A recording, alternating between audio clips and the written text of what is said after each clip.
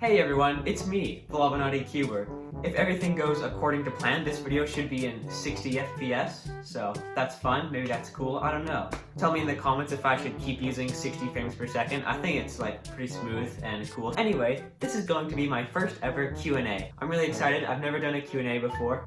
You guys have asked me some wonderful questions, so let's just go through them. So, NYC Squad Cubing asks, what lube do you use? I use lotion for now. I don't think lotion is very good for a cube, but if it's the only thing you have, obviously just use that. Well, I use DNM37 is my main lube that I use for my cubes. You can buy it at thecubicle.com with discount code Blobinati to save 5% off. I used to use Silk, but it slowed down my cube a lot, and I kind of like faster puzzles, so I prefer DNM. Just a regular human being asks, what interested you to learn new methods and stuff, as most people just pick one and don't care about anything other than solving? I think most cubers would be interested in the speed solving aspect of cubing, but somehow my brain liked that, but it was also interested in things like, are there other ways to solve it? Are there different methods? I think that's just how my brain works. I've done that with other things like tying shoelaces, for example. Everyone's taught that one thing where you make a loop, go around through an entire shoe. But my brain thinks in a way that's like, is that really the best way? What if there's a better way? So that got me into learning new methods and thinking about different ways to solve it. To answer your question, I'm actually not really sure what got me into other methods. I just kind of did through the internet, probably. Okay, and we have 4 questions in a row by NYC Squad Cubing.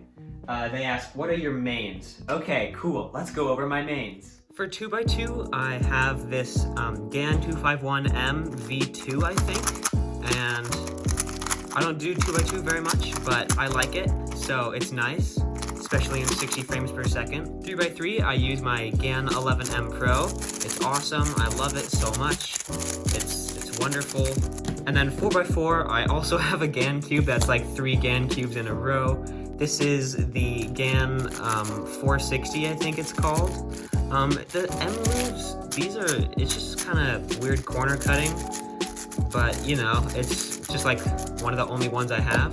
And then for these big cube events, I don't really practice 5x5 and 6x6 much at all, but I have these MGC ones that I would consider to be my mains. And then, oh yeah, for one-handed, I also use GAN 11M Pro. My hands are not very small, so I find that using these bigger cubes helps. And then for square one, this is the X-Man Volt Full Magnetic UD. I don't practice square one, so I kind of forget how to do it sometimes. And then honestly, I don't really remember what this Pyraminx is. I got it like maybe 4 years ago, but it still works. It's great. Ball bearings, I think, or magnets, I'm not really sure. And then finally, the only other event that I really practice is Scube, and this is, I forgot the name of it, I'll put it on screen, but it has the concave center caps, which I really like for optimal grip. So, yeah. Those are my current mains. Next up, NYC Squad Cubing also asks, what lube do you have? This is a different question than what lube do I use. I have DNM and Silk, which I recommend. And also I have speedcube shop lubes that I got from them for free, I guess. Like complimentary orders. I've never used these. I've never even taken them off. I've literally never opened any of these. I also had some Rubik speedcube lube that I used with the Rubik speed that I got with it. And it's actually not a bad puzzle. NYC Squad Cubing also asks, how do you set up your cubes? Great question. I don't. I don't even know how to set up cubes, honestly. So you can put like lube in the tracks. I don't even know what a track is, or like core lube or other things. What I do is whenever it's feeling slow, I just drop 2 drops of DNM37 in it, and that's how I set up my cubes. So just like pour some lube in there and it works. And the final question by NYC Squad Cubing is, was Roux your first method? No. So first I learned the beginner's method, where you make a cross on the top like this. Then you slowly fill out all of the corners. Then you have one layer. It's basically layer by layer. And then for the last layer, you orient the edges, then you orient the corners, then you permute the corners, then you permute the edges, except not with the RUSU term, of course. But then after that, I graduated to CFOP, cross F2L, OLL, PLL. So I use CFOP from like 2016 until 2019, I think. And then since 2019, I switched to Roux, and Roux was like my third method that I made. Cubing Wizard asks, what is the story on how you got into cubing? So there's some really old pictures on my mom's Instagram that explains it. Basically, we always had Rubik's Cubes in our house growing up, and I could never solve them. I just like kept on scrambling them. So like a few times, my mom would show off to me that she could solve a color, not even a side, just a color. So I tried to solve a color, but I could never do it.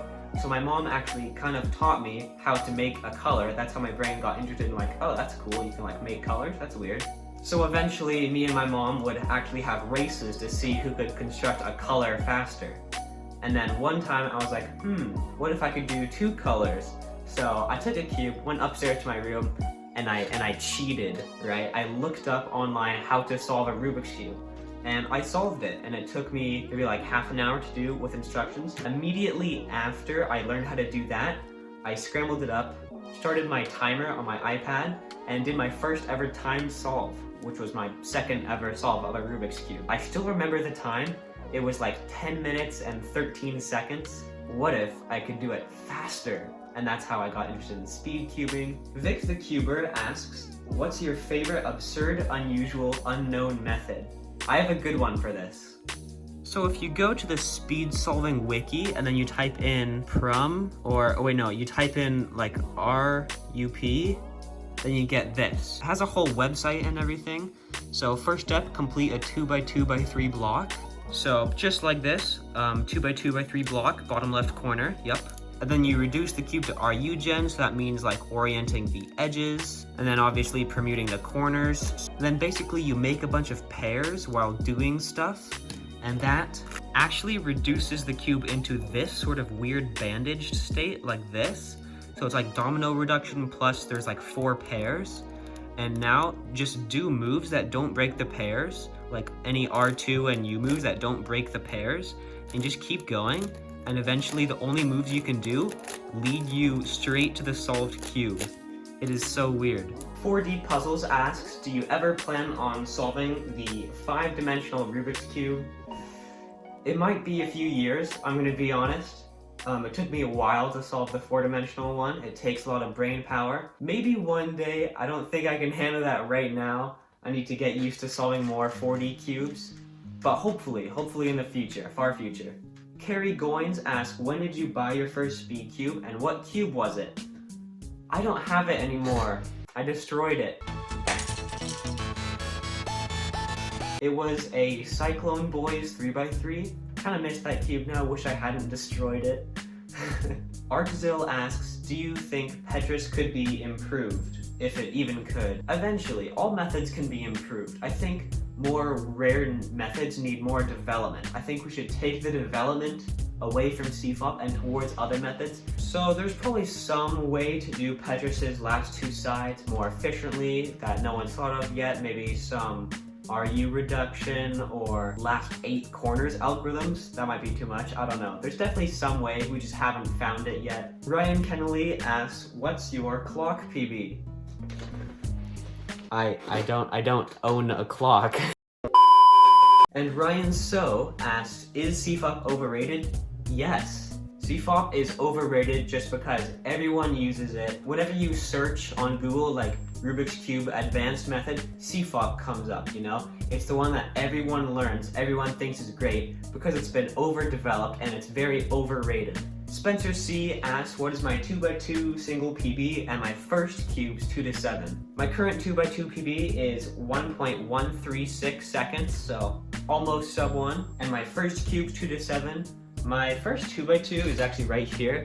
It is a, I think this is called like the UPO or like WAPO or something. And then my first 3x3 was the Cyclone Boys one.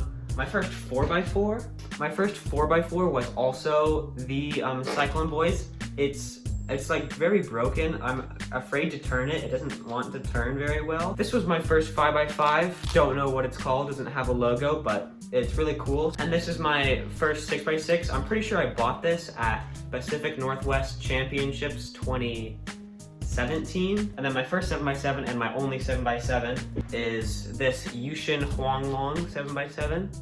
So, oh, it's super dusty.